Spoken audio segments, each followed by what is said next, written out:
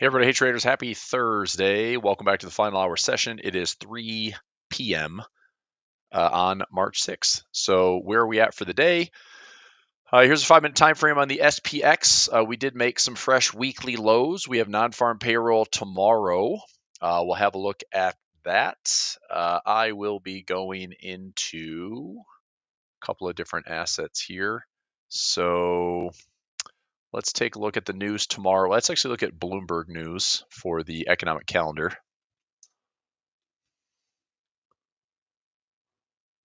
Okay, and we have economic calendar just for tomorrow. And here we go. So 8:30 a.m. Eastern time. Here's everything coming out with the block of news. It's Canadian employment as well as U.S. employment. So we got the whole block right here. Let's take a look. 8:30 all the way down through CAD news. So U.S. numbers, average hourly earnings year over year. We will see a previous at 4.1, forecasted for 4.1. Average hourly earnings month over month. Previous was 0.5, forecasted 0.3. Average weekly hours, right around 34 hours. Government payrolls, this will be interesting considering the hiring freeze. So maybe this is going to come in red, but we'll see what happens tomorrow. Manufacturing payrolls, non-farm payroll forecasted for 159, previous print 143. Participation rate, there's no forecast. We'll see what that prints tomorrow. Private non-farm 111, previous forecasted 142.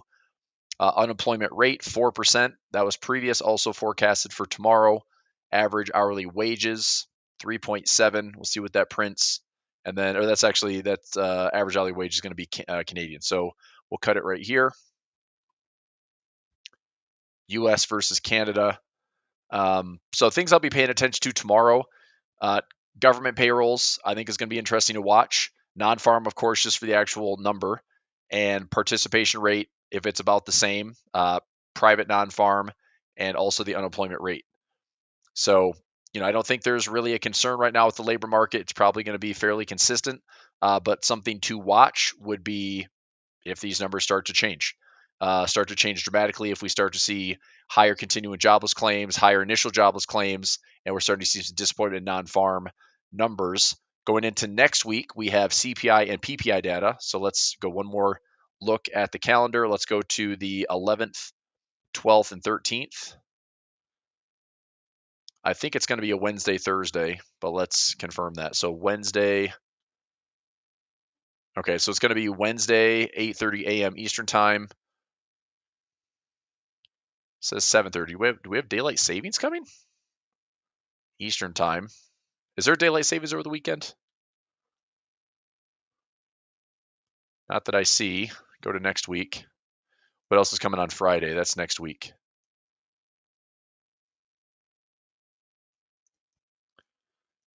Friday, Saturday. Nope. Anything for Sunday? I'm just curious. Do we have a daylight savings?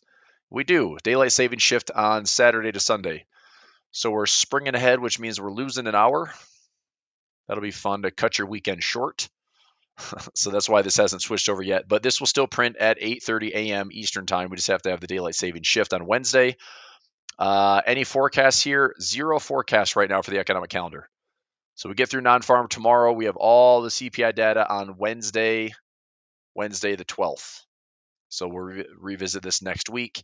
And then Thursday, the 13th, will be our PPI data out of the U.S. and initial jobless claims. So, all right. Stuff to look forward to. All right, got it. Okay, did we come down and find... Oof, we are so close to that 200 moving average today. It's right there, just within a whisker of that 200 moving average. The nice thing about this week is things have kind of slowed down from the pain side of the pain trade. So this would have been your Friday last week, Monday this week, Tuesday created a big indecision. Wednesday stayed within it. Thursday today is still the same. So we're kind of just hanging out within this level. I don't think that the pain is necessarily done. I think the cleanest trend line would be waiting for this area to break. Now, this isn't going to be the best entry, not by a long shot, but the safest way to trade some bullish momentum would be wait for this market to figure out, how long it takes to figure out where the lows are going to be, get on the right-hand side of the trend line, and then we can start to recover. Is it going to stop there? I certainly hope that it does. I mean, I hope that on the daily time frame, the structure I've been looking at here for the last couple of weeks, we've had a lot of sessions on this. I'm not saying that I'm spot on, but I wouldn't be terribly surprised to see this low and this low holding, and we see prices come down below the 200 moving average, back up above the 200 moving average. I'd like to be bullish in that environment. Okay. Now, would I be bullish of this area going all the way back to the highs, or would I be bullish going back to maybe the midpoint? Obviously, that's a safe level. So that'd be like target 1 is going to be my safety level right back into like the 5,900 zone. If we hit all-time highs, hooray, that's around 6,200, target 2. But the area to getting long would hopefully be not too much more damage that would be done other than at least having some type of bounce. Okay. So as this all unfolds, day by day and week by week, I'm just going to keep the charts as clean as I can. I know I've got a lot going on with my moving averages. Everyone wants to know what these are. These are the 21, 50, 100, 144, and 200 exponential moving averages. So right now we're getting a crossover between the 21 and the 50, but that is it, right? The 50 hasn't crossed lower. The 21 could obviously make its way lower. I could put in a 9-period moving average and get those really aggressive ones, but I'm pretty good with just 21's pretty shallow. 50 is a standard. 100, 144 is a nice little support zone. 200, which is what I've been paying a lot of attention to going into Q4 last year, into Q1 of this year, trying to find some of these bar counts. And these prices are doing what I thought, which is flushing a little bit lower. Okay. All right. Evan, I'm doing well. Mason asking about silver. We'll talk about that. Donna, afternoon feels like Friday. I mean, it does. It is kind of like Friday to me. I'm going to be out of office tomorrow, but trades are going fairly well today. We should have another winner lined up for daily profit play this morning. Chart alarm set at 56.50. I don't think we're going to flush down, 80 points in the next 48 minutes, but you never know. But I would imagine if it just stays here for the rest of the afternoon, there's a 50-cent winner right there. Took a little winner earlier this morning for $1. So we had a $1.80 credit spread that we closed out for 80 cents. So took the dollar there, add another 50 cents to that. So $1.30 per contract on the day is not too bad. And then I had a just over break-even trade at 235 down to 225 earlier today. How bad is it if we break through the 200 moving average? It's not that bad. I think it's the same thing as coming back to, look at how many times we've had some tests below the 200 moving average, right? And this is a little bit different. This is a correction we had back in 2023, but we close below it, we close back above it, and then the market rallies. We close above it, the market rallies. So if we get down below it, this is why I've connected the April lows with the August lows. And if we get down below the 200 moving average, it's not that much further to the downside. I would say we're looking at about a 20-point window on the SPY or about a 200-point window on the SPX. So this is around 57 to 5,500. This is around 570 to 550. 570 to 550. This is around 570 to 550. RSP is a little bit different. I'm just going to keep an eye on this one. I'm not going to dollar cost average any more into this unless we have a trend line break. So I'll watch for something like that on equal weight. I guess I'll just throw the trend line in on the charts. So trend line break there perhaps, or if we have a flush to symmetry, high, low, lower high, lower low, be willing to buy this around like 170 or 165. Okay. So I would probably dollar cost average to equal weight and see if this ends up getting back to highs at all this year, especially if we had this kind of dump into Mag 7 or dump out of Mag 7 rather. I said this morning that I don't think we can have the markets go up to all-time highs without having a little bit of stability and resiliency in Mag 7. So if Mag 7 continues to go down, do not expect the SPY, the Qs, the Dow, anything to go up. There's too much concentration probably still. There's too much market cap swinging around in the Mag 7 stocks. So if anybody, you can hate them all, you can hate on them all you want, but I would say this area, or even just a little bit lower, if we go slightly lower and then close back above, Mag 7 rally coming back to this trend line would give the market a little bit of a boost.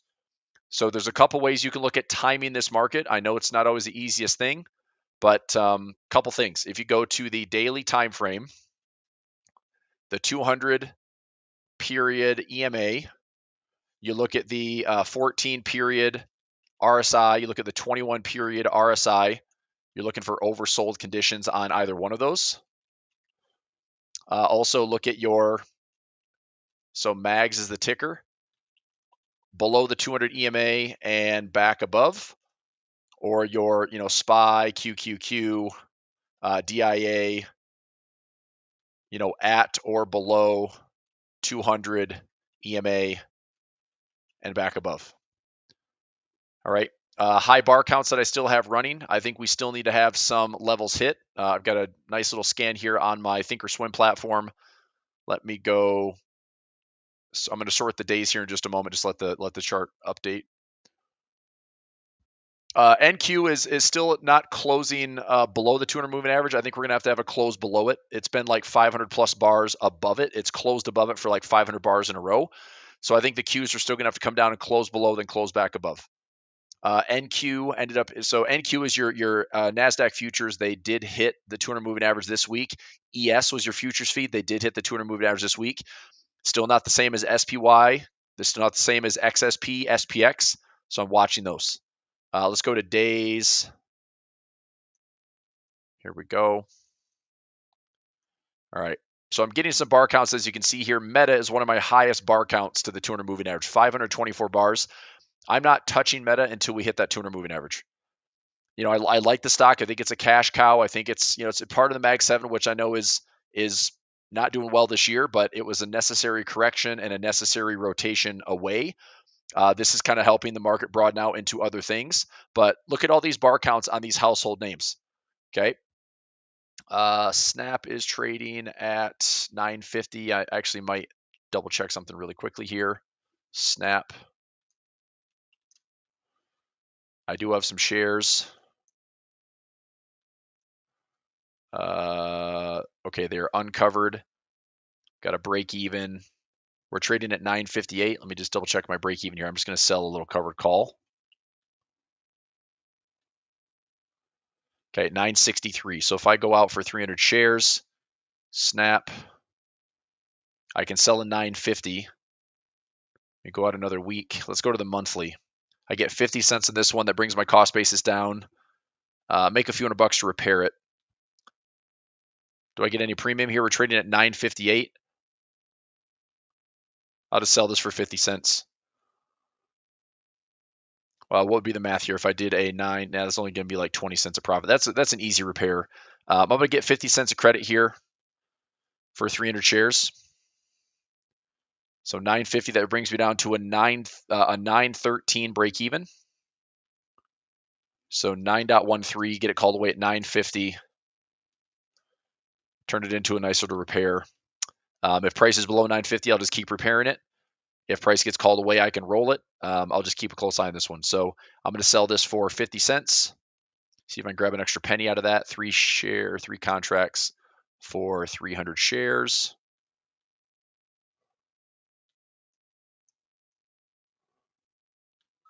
Filled at 51 cents. All right, that's going to be a quick edit. Added a 3/21 expiration, 9.50 covered call for 51 cents credit. So that takes me down to 9.12.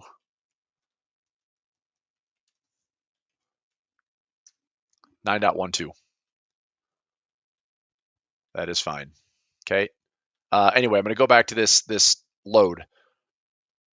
So Meta has 524 bars. XLC has, I'll just do this. I'm going to take a screenshot and share this on my Telegram channel. So right now, Meta all the way down to potentially Walmart.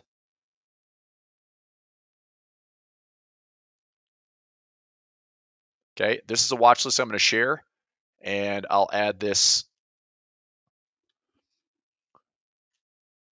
number of bars from 200 EMA.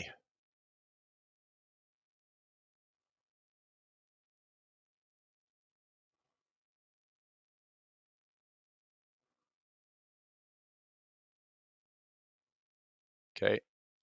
So number of bars from 200 EMA, and then I will box this in.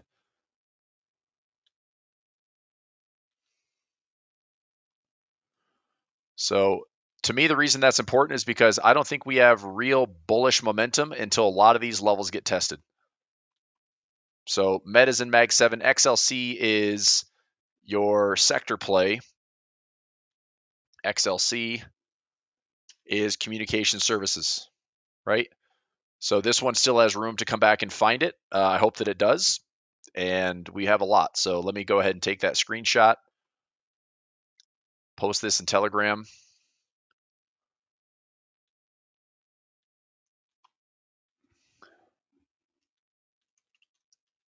Power scan. The highlighted column is the number of bars from the daily 200 EMA indicator. I'm not super bullish on any stock unless we see corrections and touches of the 200 EMA. This is why I was hedged into 2025 on SPY, SPX, XSP, QQQ. Actually, we can go ES, QQQ, NDX, MNQ.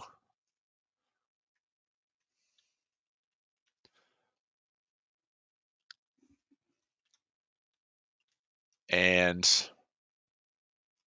setting up top trades on WMT, Costco, Netflix, Microsoft, Meta, and others.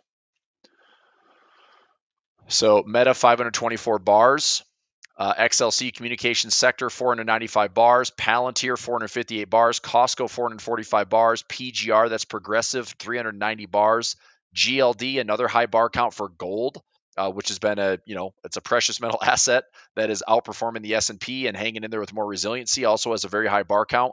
Netflix 345 bars, T-Mobile 342 bars, Royal Caribbean, the SPY, SPX still haven't hit. Now they're way closer, like percentage-wise, they're way closer because we're within about 1% of hitting it. But the bar count's still there and it's still valid. The Diamonds DIA up 335 bars. JP Morgan. I mean, the financial sector is actually one of the better performing sectors this year. JP Morgan leading the way in one of the biggest weights in the financial services sector. 334 bars. XLF, that is the financial services sector. That is 329 bars. Goldman Sachs, 327 bars. Carvana, 315, and Walmart, 300. So all that means is this. Take a look at Meta. Okay. I still think there's still more downside in Meta. Now, is it going to stop right at the 200 moving average? I don't know. Right? If we flush down to the 200 and this market bounces back up, well, there's a good short-term opportunity right there. Define risk, take a stab at it, see if the market wants to bounce close to it. But what to me is better would be a close below it and a close above it, and then try to see if this thing can rally. Because since coming out of this, little correction in 2022 and into this little correction in September, October of 2023, here's the first part of the year, 2023. Right? We bottomed out November 2022, made a big rip to the upside towards the end of that bear market, had this monster gap fill with just crazy amounts of momentum. And again, a ridiculously impressive run. But I don't think that anybody would feel safe. Like this stock is up 722% with virtually zero pullback. So I hope the momentum is there. But if we end up doing this, here's what I would say. It'd almost be easier to trade it like this. High to low, lower high to lower low. That to me looks like a better opportunity to buy for a bigger picture move. Otherwise, a flush all the way down to the 200 moving average, and then we have a bounce back up. We probably have another leg coming lower. Previous resistance here becomes future support. We come back to all this structure back into like the 400 zone. I think that would be a very healthy correction and a nice long-term position for Meta. So, I mean, I saw somebody ask, when would you get into Meta? Honestly, I would rather get into Meta if we're at like 450 or lower. If I'm really going to position for something longer term, I would be getting in around 450 or lower. But I want to see how this plays out. If I could take a short-term trade, if we bounce from there, I could get a position trade on no problem. Try to get like a even a bull call spread that pays 1/4% risk, 0.5% risk, something like that. Little stab at it would be fine. Try to time it for like a 30 to 60-day move. But my concern is that we're not just done. It's like one little flush of the 200. Are we going to all-time highs again? Maybe not. Maybe with this big overblown move from this low to high, if we go high, low, lower high, lower low, this is where I'd rather position for a longer term trade. Okay. The bigger concern is that we come much lower and it's going to feel like crap to have a stock that's this profitable have a 50, 60, 7% pullback like it did in 2022. But you don't know. I like the structure here. I think that Meta has cemented itself as a cash cow and a moneymaker. CapEx spending. It's in the AI space. It's certainly tech. It still kills it. Like, it's ridiculous how much money Facebook makes. But they're still spending a boatload of money on metaverse, and I know this whole transition into AI is putting them in good position for hopefully the future. What number is the 200? It's an EMA. So it's a 200 period exponential moving average. 64 bars, no. Palantir has not touched the 200 moving average. This is a 200 EMA for like 300 plus bars. So this is why I'm not bullish. I mean, I'm not bullish on Palantir. This thing should be falling probably to find this 200 moving average. So if there's any bounce here, let's say Palantir rips up to the upside, I'm probably looking to short that. Right? So either we go down and up for a dead cat bounce and we fall lower, or we go all the way back up to the highs again, and I would short those highs. But I think that we are going to find a lot of these bar counts in 2025. It's not complicated. It just requires some patience. It requires some discipline, because as eager as traders might be to load up on something or try to find a trade, if you're not short, if you're not using positions like options to short a particular stock or benefit from a move it to the downside, I mean, I'd rather just wait and see. Let's find the 200 moving average, and then I can start rebuilding positions. All right. So there's a free scan for you in the Telegram channel if you like it. But that's what I'm looking at, is those bar counts, as I'm not super bullish on these stocks. And these are big names. These are household names. So do I like Meta? Yeah, but I like it a lot lower. Do I like Palantir? Sure, a lot lower. Do I like Costco? Yep, but a lot lower. And do I like all those stocks? Yep, a lot lower. Okay, so it's a lot of patience right now. Now we have data tomorrow, non-farm payroll. What's going to happen? We'll find out. I'm not really a big bull, even if the market rips tomorrow, and I don't know if it will or not. There's still more potential pain to the downside, but an easy trade is this. There's an aggressive trend line to keep an eye out for, okay? If the market runs to, let's say, back around like 5,900 to 6,000, I still think that is a resistance level on the SPX. So we can have a relief rally, but I would still think there's more downside. So either this is going to continue to be just, a annoying, painful slide, which is not going to end until we see something more excitable, okay? Or this is what's kind of been nice about this week compared to last week. If you take a look at the near-term price action, at least for the last 3 days of trading, we're not making substantially lower lows. The market is kind of contained right now from these sell pressures, which I think is kind of helping. But a little bit more indecision here, could still be facing some more sliding. And even if we do rally to the upside, I don't think this rally gets us to all-time highs. I think this rally is still going to be met with some resistance and a ceiling. And then if that flushes down one more time, just be prepared for that. But it will give us a chance. Look, if you get a chance to get out of some bad positions right there, you should. In my opinion, if I'm in bad positions, I'm going to try to mitigate as much risk as I can, take some profits along the way, and thin the portfolio risk if I can, just because I'd be waiting for a better opportunity at a lower price. Now, if I don't get that lower price, then that's okay too, because if we don't stop here and we keep going back up, well, I guess that was the dip that we all should have got. But I don't know that, So I'm still not really believing that this market's going to make substantially higher highs. I'm not really believing the market's going to make substantially lower lows. I've said this for the last month or so. I think this market is operating with some dynamic guardrails. Okay. Meaning that this market can go down and can go up and can go down and can go up and can go down, do all this stuff, but it's not really breaking. How much pain is Trump going to cause? I don't know. I mean, it's like the market is literally single digits away from all-time highs. It hasn't been that much pain. The market sure acts like it's a lot of pain. It's down about 7% from the all-time highs. The Qs today, if they hit fresh lows, which they did, we might be creeping up on 10% from the all-time highs. So the Qs 9.99%. So we're right at a 10% correction on the Nasdaq. The Dow just off the all-time highs, but still pulling back into this 200 moving average. We're around that drawdown's around 7.25%. I'd love to see like a maybe an 8 to 10% correction on the Dow. I still think this is a really good instrument to trade this year. So I'd love to see a poke below the 200, a push back above, put in a bottom for the near term, and then see if we can get back into maybe a halfway point or try to make a run back to these highs. The nice thing about the Dow is it's price weighted, not market cap weighted. And so this one might be a little bit more evenly distributed. Same thing with QQQE and RSP. Those are not market cap weighted. Those are equal weighted. Okay. So anyway, that's where we're at. Let's go to some other instruments here. Gold bias. Access Telegram. Sure, I'll share my Telegram here. So free Telegram if you'd like to join. So here's my Telegram channel.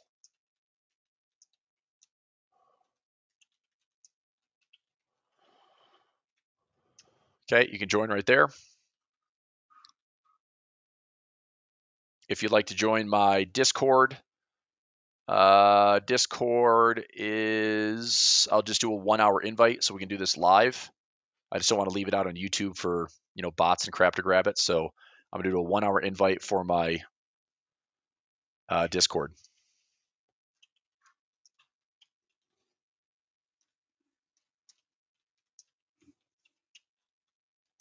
There you go.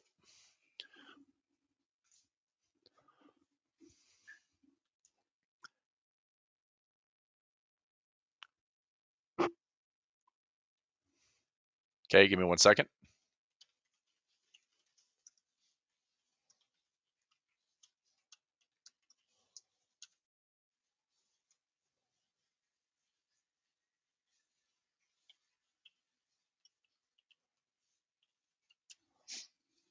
All right.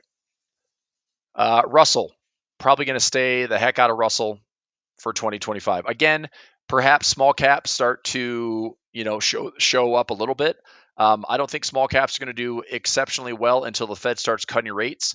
So if you want to put a trade on the radar for the second half of the year, once we start a Fed cut cycle, perhaps it does help for the Russell. So I would probably not be positioning heavy until maybe summer. I like kind of small caps for summer trading.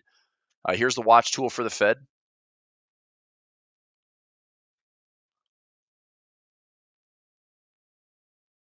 MP, I'm not even sure what that trade is you're talking about. SMH. Oh yeah, SMH 195, 194. That's a bear put spread. It's the strategy is called a 111. So I'm doing a bear put spread for a profit trap, and then I'm selling the 160 put.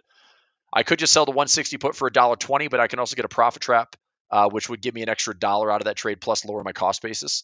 So if I don't get the stock assigned and I still get the profit trap, I make $2.01 versus $1.20 on just a naked put. That's why I did the trade earlier. All right, here is the Fed. So right now, market's expecting about 3 cuts this year. This has all been a bunch of noise, a bunch of nonsense. The Fed doesn't know what the heck they're going to do. I mean, they do, but they don't. They've got to trickle it into the market. It's all very data dependent. They could change at any point. Right now, this is really interesting. So March, which is just a couple weeks away from March 19th for the Fed, most likely not going to do anything. 89% probability that they don't touch any rates. They just pause through March. May is a 49% pause and a 46% rate cut. So there may be a cut coming in May. If they cut in May, will they cut in June? I don't know. If they don't cut in May, the forecast is with a heavy majority that they'd be cutting at least by June of this year. So what's crazy is that they cut in June and then potentially come right back around and cut in July and even cutting in September or October.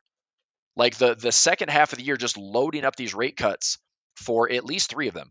So 1, 2, 3 rate cuts for the year, and I just don't know when the timing is. So my point is, if the Fed starts to cut rates, how does that shift the yields in the bond market? How does that shift interest rates, mortgages? How does that shift refinancing on any type of corporate debt? How does that help the Fed service debt at a better rate? I have no idea. It should help, but it's going to be just that slow trickle into the market, right? So, but the Feds are likely to cut this year, and if the markets are dropping harder, this is why I'm not super bullish on the small caps. I think there's really good structure here. So previous resistance becoming future, future support. So past resistance becoming support does make a lot of sense, but you're not going to get this rally without having the market rally too. I don't think the small caps can outperform all by themselves. The small caps can suck less, right? If the markets are all dropping, the small caps aren't going to perform any better. But that being said, this range that started back in 2022 came back to a retest of the highs, which was a really good Q4 trade. I'm still trading this. I'm still hanging on to it. I mean, the only exposure I have on Russell is I own some shares in the 190s, and I've got a covered call at 225. Let me double check on that really quickly. So Russell. So I have some shares. There's my covered call.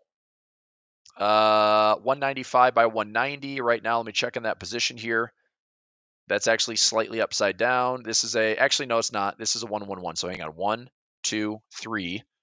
Ooh, this one might be okay. Group positions. That's a 111 trade. 196 by 193 by 190. That's another 111. And then that's a covered call. So my covered call is about, I might as well just cover it again. I've got 98% of my profit on the covered call for $1,300. I might as well just take it and then redeploy another covered call. I can see what another like 30 to 60 days out looks like. And then my 111 trades are, this one's up 80 bucks and the max profit's about $1.01. Plus I got a $5 profit trap. So this one actually might work out really nicely. Maybe it might work out. It might work out really nicely. Or if we dump even harder through the month of March, then I may end up taking on some shares of IWM at 190. But the nice thing is my break even be like 185, 184 is going to be my break even. I could probably repair that pretty easily if I needed to. Otherwise, I'll just either keep the dollar or maybe even get a bonus trap if we're below 200 bucks.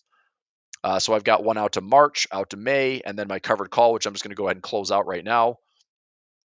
So I think for this account, there's my covered call. Here's my 111. And here's a 111 as well. Okay. Has some shares. 111. Just do a quick organization. Yeah. So, I mean, with the cover call up 98%, I'm just going to probably protect it, get out of it. I collected $13.51 and it's up $1,329. So I'm giving up about 20 cents on a 1351 covered call, which I'd say I pulled most of the profit out of that. That one is organized. This one, just have the shares in the covered call so I can get rid of that one. This one, no exposure. This one, there's a 111. Okay. This account, no exposure. This account has a little bit. So we've got 1, 2, 3. That's a 111. 1, 2, 3. All right, a little bit of organization. This one doesn't have it. This one doesn't have it. This one doesn't have it. This one doesn't have it. Okay. So let me go ahead and close. Let me see what first I can get for a roll. I might just roll this thing. That'll be easier than closing and doing another trade. So if I just take this and do a roll, close this out for 20 cents, and then how much further can I go? If I roll to March to April, add another kind of 30-day cycle to this. Let me go to March expiration or April expiration. I can roll this out, keep it at 225, still make another $1 on this, which isn't awful. I could obviously lower this down. Let me see what my break even is actually. I might just try to lower the cost basis even more. So IWM. Let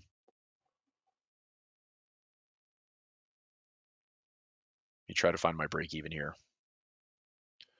So IWM, profit trap. I've got some of those 111 trades tracked. Willing to own. Willing to own. Credit spreads. Okay.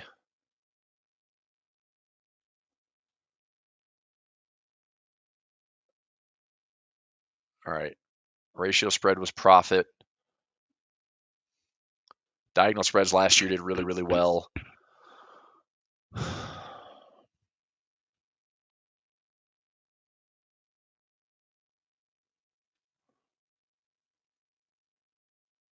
Okay. So I think what I'll do is this level's around 2. I'm going to sell like a 220. So $1.87, 220, just outside the expected move. I'll move this. I'm actually okay getting at least I get $1 for this. So as long as I can get $1 for this roll, that's up to 224. So I roll it down $1, get $1.10, $1.12. I close out the other trade for 98% profit on the covered call and roll this out to 224. It's a 16 delta. If price goes up, that's a good level. I'm only rolling it out about 27 days, so it's not too much time to get another $1 out of this. I'll go and take that trade. So I'm in for 100 shares, do a quick roll, try to get $1.12. See if this will take for $1.12. $1.10 perhaps. Filled at $1.10. Okay, good. Had the shares. Let's roll this one out to the April expiration. 224 for $1.10. Filled. 225, roll it out. April 17 expiration. Down $1, get it for $1.10.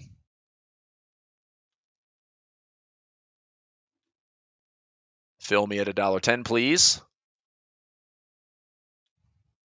$1.09. Oh, you turds. The bid price is $1.07. Let's go. Be generous. $1.08. $1.08 just got filled. Okay, this one, IWM has shares. Roll this as well. April 17. Roll it down. $1.08, $1.07. Let's try to get $1.08 for this one.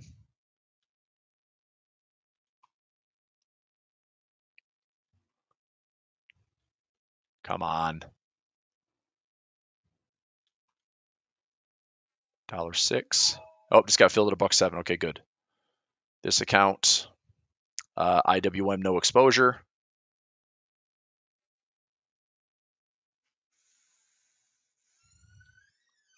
This account just a 111. This account no exposure. This account has some 111s. Those are fine. This one no exposure, no exposure, no exposure, and a no exposure. Okay. All right. So updating the shares.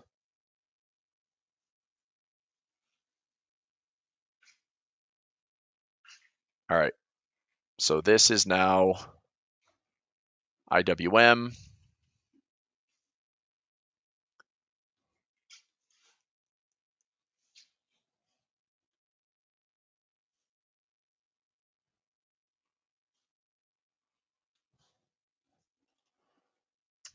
That is a April 417 expiration, 224. Sell call for $1.08 credit.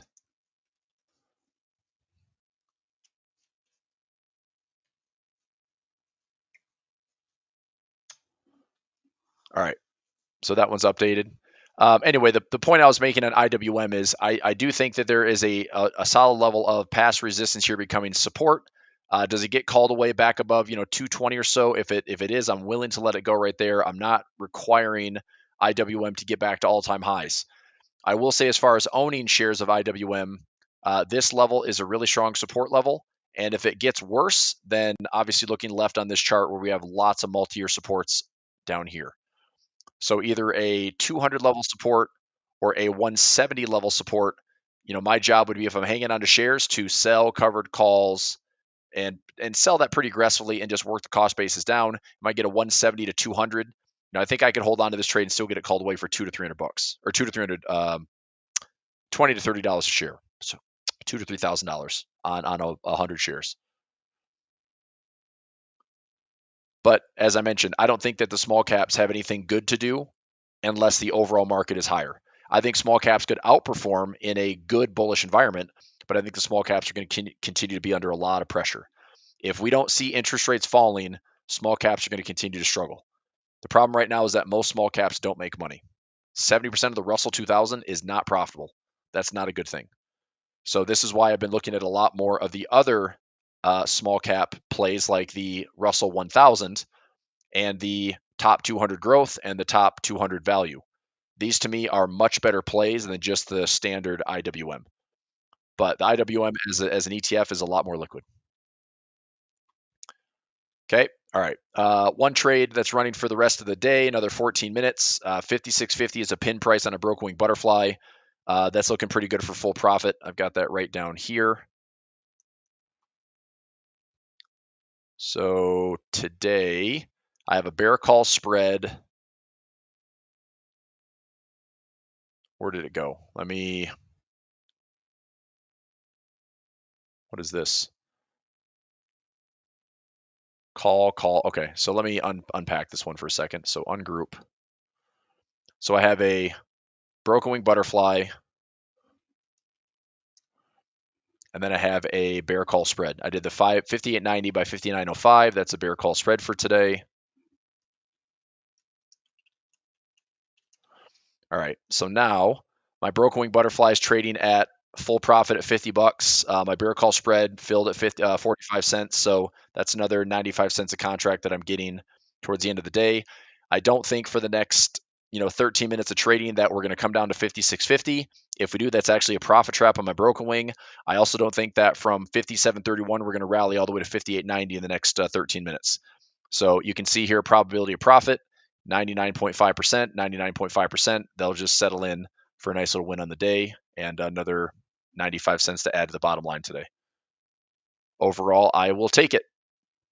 That should put looking pretty good on that trade. Let's go one above 776 for my daily profit play, 3-6 expiration. Center price didn't really matter, 57.30. SPX 3-6 expiration. This was a buy, 56.55 put, sell 56.50 put, and a buy 56.35 put, I believe, for 50 cents. Where's the butterfly? 35. Yep, I did it right. Okay, so that's another track trade. Overall, it's been a pretty active week. That would be one.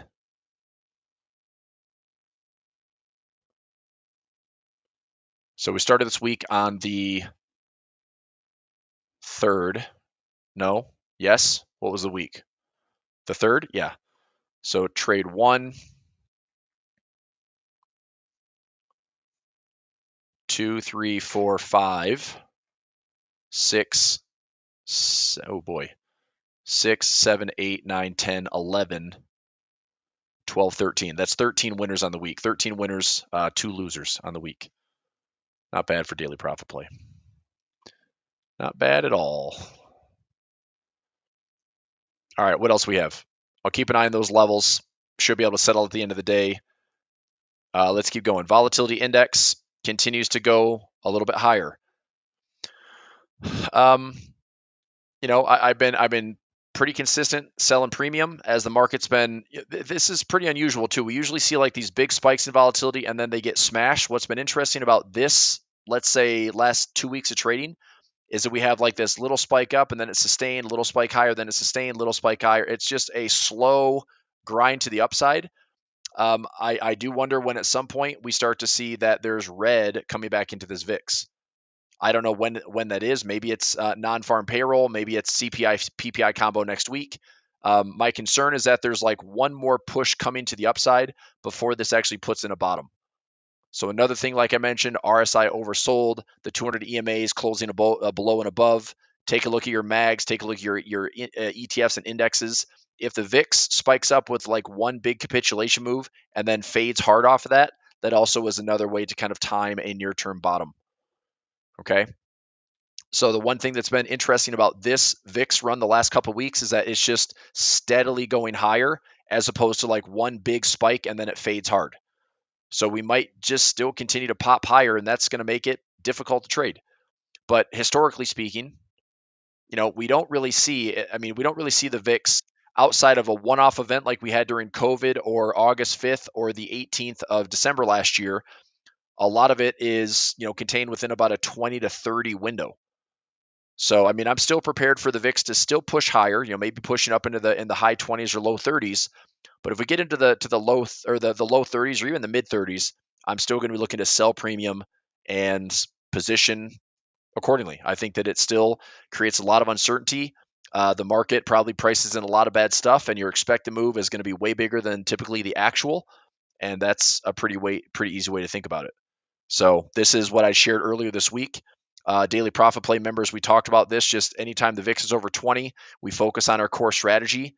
And for 11 years, this thing has been rock solid. We had one hiccup in May of 2022, and that's it, right?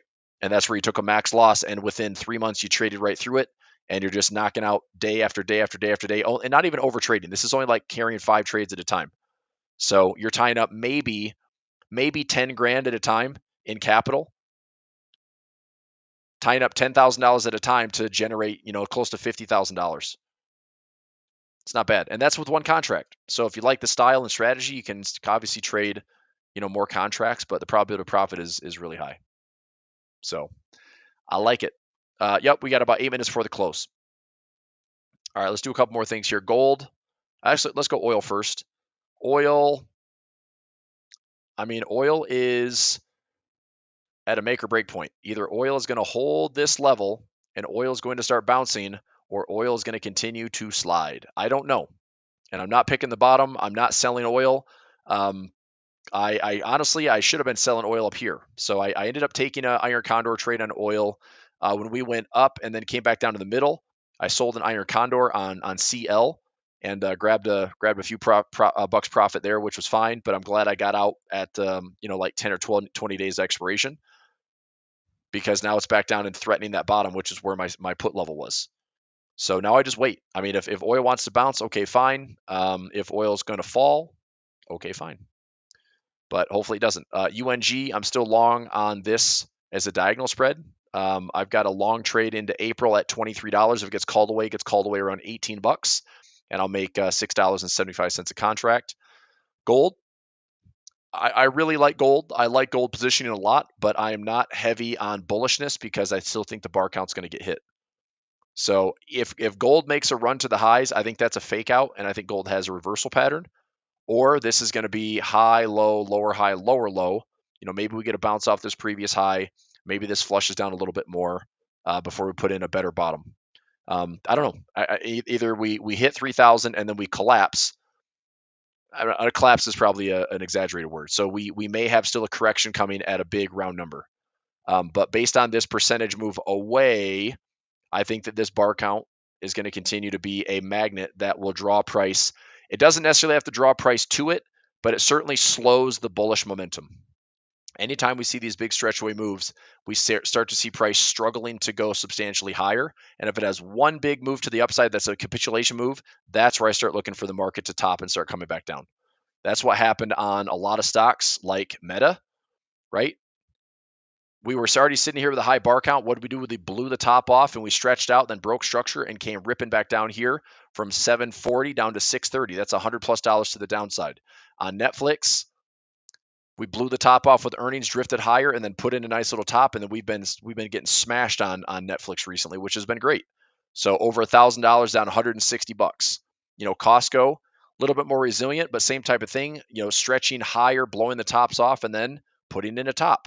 I still think Costco has room and probably will end up coming back down to these lows. So I think it's going to be difficult to see Costco go dramatically higher. Now, we do have earnings on Costco today after market, so this is why I'm out of the trade. I had a broke wing butterfly that was profitable last week. Coming into earnings, I would be surprised if their earnings are stellar, but it's also something I wouldn't mind shorting. If we have stellar earnings, I wouldn't mind shorting this thing a little bit higher and then seeing if it will then fade off of that back down to these 200 moving averages. So we might have a trade opportunity coming into next week on Costco. If there's a miss in Costco, then this thing's going to quickly make its way back down to the 200 moving average. So, and that's it. Okay, I've got just a few more minutes before I've got to run. I've got a webinar at 4 o'clock. You're all welcome to join me if you'd like to. If you're in my Telegram channel, just posted here 4 p.m. live. It's going to be one of my services called Double Up Alerts, and there's a lot of opportunities that I'm watching, but I'm being very patient with a high quality filter. I'm not forcing a lot of trades right now. I'm trying to be very patient. I'm picking my battles. I'm picking my battles, daily. I'm picking my battles weekly, and I think there's lots and lots of good opportunities in the near term. I'm just going to wait for them to line up. So I'm not forcing trades. I still want cash at the ready, and I have it. So I've got plenty of buying power. I'm not calling the bottom. I don't think that's something that we need to be doing. I still think there could be some more pain ahead. The VIX might continue to slide up steadily, but if we get the VIX up above 30 for a moment, I'm going to start looking to buy. So it's gonna scare enough people out. It's gonna rattle the cages of the leverage ETFs and everyone that's been diamond handing bullish tech stocks and double leverage blah blah blah. Like if we get the VIX into 30, we're gonna shake out a lot of investors that have never really traded a scary market before.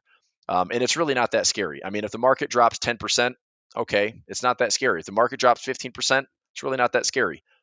What's scary is when the market's down 20, 25, 30%, and you're wondering, oh my God, is this going to get lower? Is this going to get worse?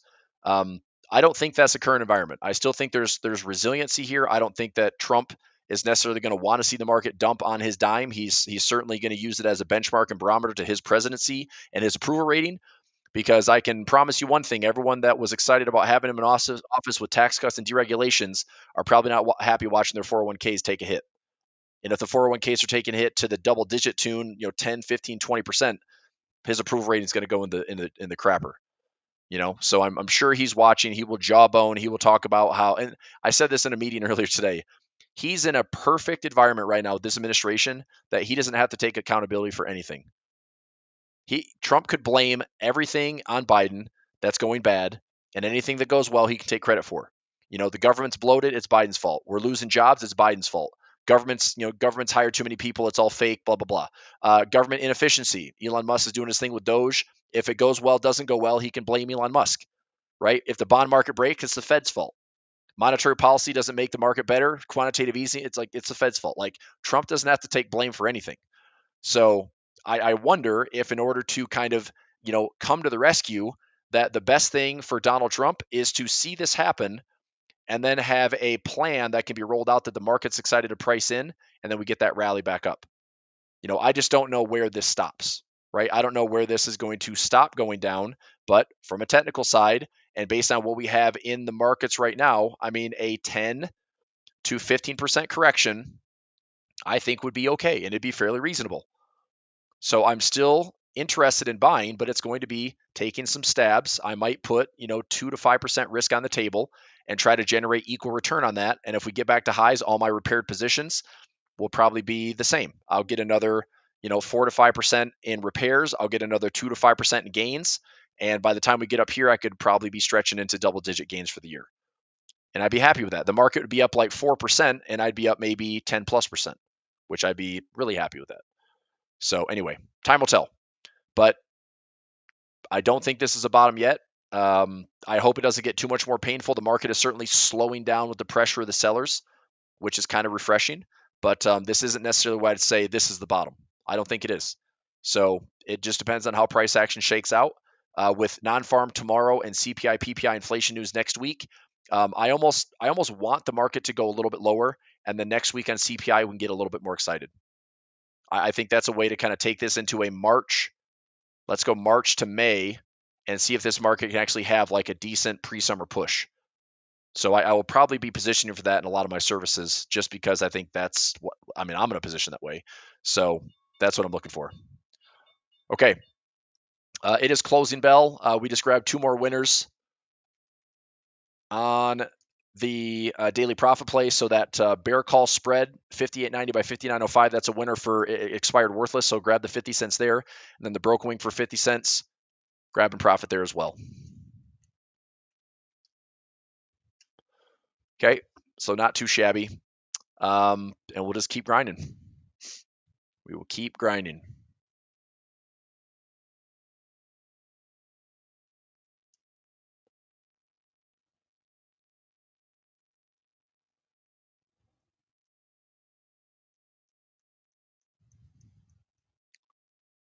Okay, give me 1 second here.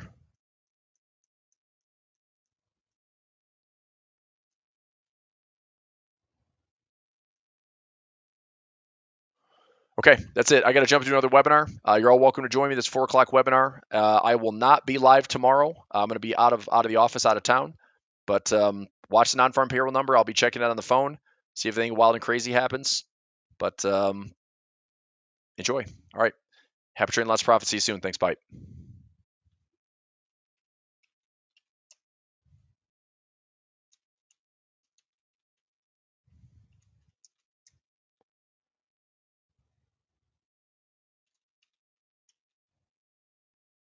Nice, Ted. I love that. Yep, same. Did you take you took the original trade? Held it all the way to the end, man.